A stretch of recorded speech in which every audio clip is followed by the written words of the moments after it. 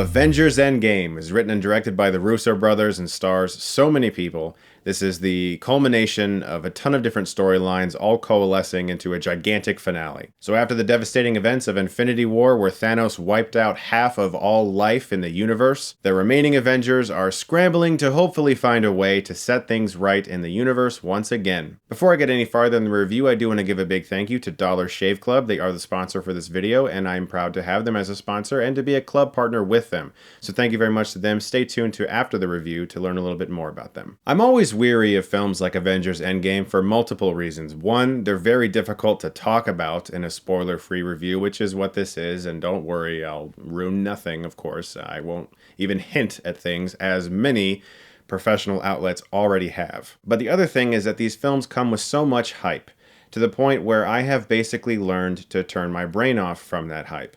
I don't listen to theories, I don't listen to ideas that other people might have, I tend to not even read what the plot is, and I don't watch too much trailers or clips or anything. I just try to stay away because hype can ruin a movie. And so whenever a film like this comes around, I try to be as disconnected from it as possible, and that's my way of honoring the filmmakers and the writers and hoping that, you know, I'm experiencing a film with them that they wanted me to see, rather than hoping it goes in a billion different directions that I have already cooked up in my brain, even though they were never planning to do that in the first place.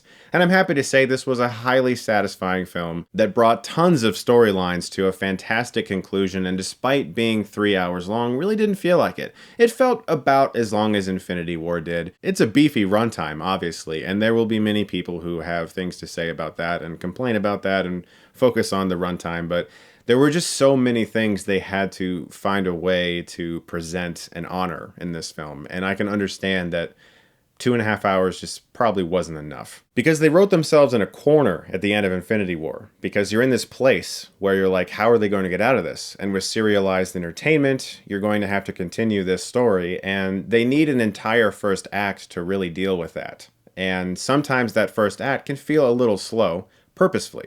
And when I say slow, I don't necessarily mean that as a bad thing. It's a very somber first act. You feel like there's desperation. This is not a feeling you normally get in a superhero film. Usually there's lots of punching and it's really entertaining, and there's plenty of that in this movie. But this film takes a long time to make you feel like you're watching regular people, not just superheroes. The Avengers in this movie feel the most human they ever have. After the ending of Infinity War, when you realized how much of them could be expendable when it came to the MCU's decisions, picking up here really does make them feel like normal people, which is extremely refreshing. They're not doing superhero stuff the whole movie. They feel like they're really desperate, like they're scrambling for really anything that they can get their hands on.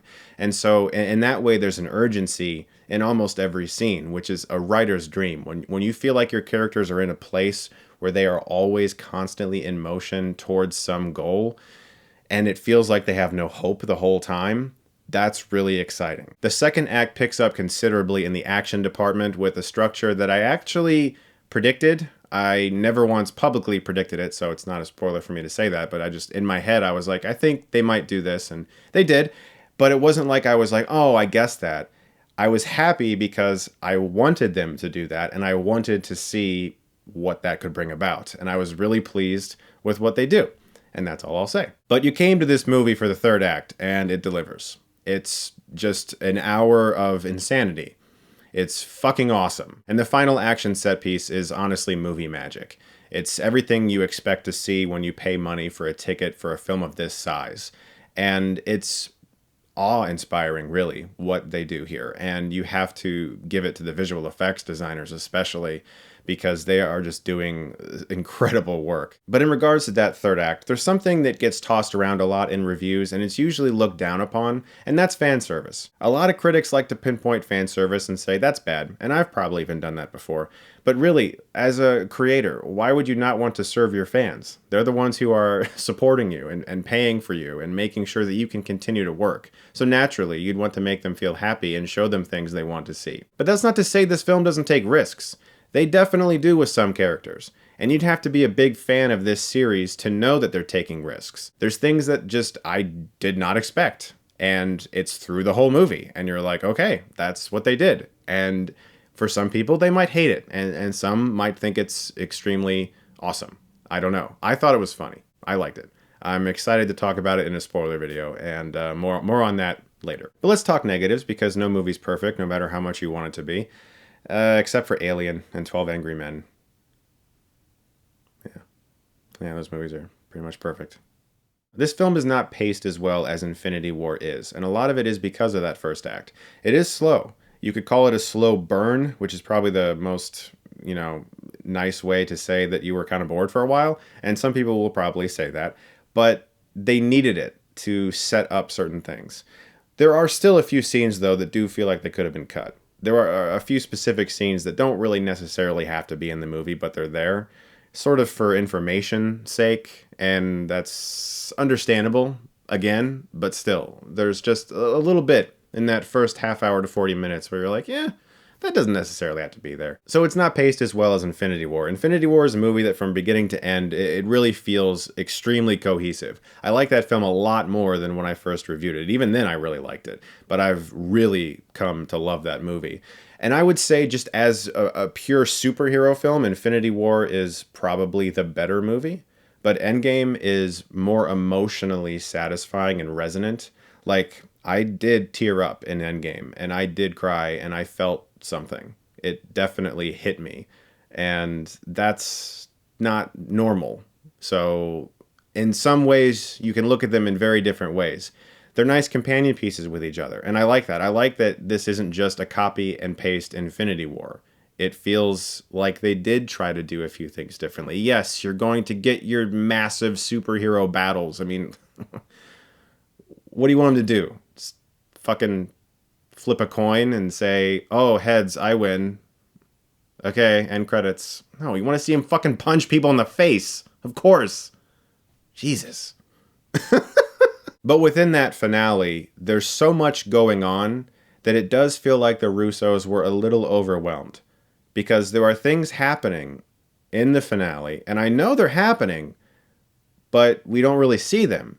Because there's so much that they're like, we're just going to focus on this part right now. But I'm like, what about that stuff? No, we're not showing you that because this is happening. Oh, okay. I get it. Yeah. It does sort of feel like they had things they wanted to happen. They got that shot and said, okay, we got that shot. Now forget about that because there's shit happening over here that's cooler. So it doesn't feel quite as coherent as the massive finale that took place in Wakanda in Infinity War.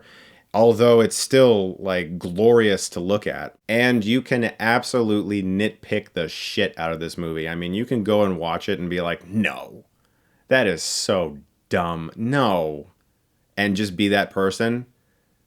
But, like, I'm not that person, okay? I go to these films to have fun. I go to these films to enjoy myself. And I did. End of story. I'm going to give Avengers Endgame an A-.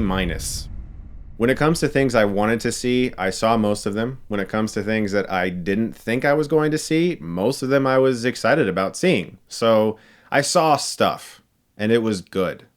That's my extremely in-depth review of Avengers. I can't speak. I still have a remnant of a cold. I really do think most fans are going to enjoy this film. I'm not seeing it being an overly divisive movie at all. I think there might be a few risks they take where fans might be divided on it, but those are like small moments. I was just talking to a friend of mine about this. When a film is overall really good, but there's little things you didn't like, you can overlook it. You're like, well, I love most of this movie, but that one part, but you know what? Everything else was so good, so it's okay. I'll accept it. Whereas if this film was just littered with problems, I'd want to talk about all those. But when you have so much good happening around a couple little things you can really start to nitpick and get like annoyingly nitpicky about. And at that point you have to ask yourself, is this worth it? Life is short. Go see the movie. But like I said in the beginning of the video, thank you to Dollar Shave Club. They are the sponsor for this video, and I thank them for that. They sent me this awesome box filled with goodies in the mail, which includes Dr. Carver's Easy Shave Butter, their Hydrating Daily Face Cleanser, their Razor Body, and replacement blades. We all have our everyday grooming routine, and for me, that's making sure that my beard looks as good as I can make it, which is actually really hard because my skin sucks. It does. Like, I will break out hardcore if I use a low quality razor. I'm not even making that up. It's been a thing since 8th grade when I started shaving, because I was really hairy in 8th grade. So just thought you'd want to know that.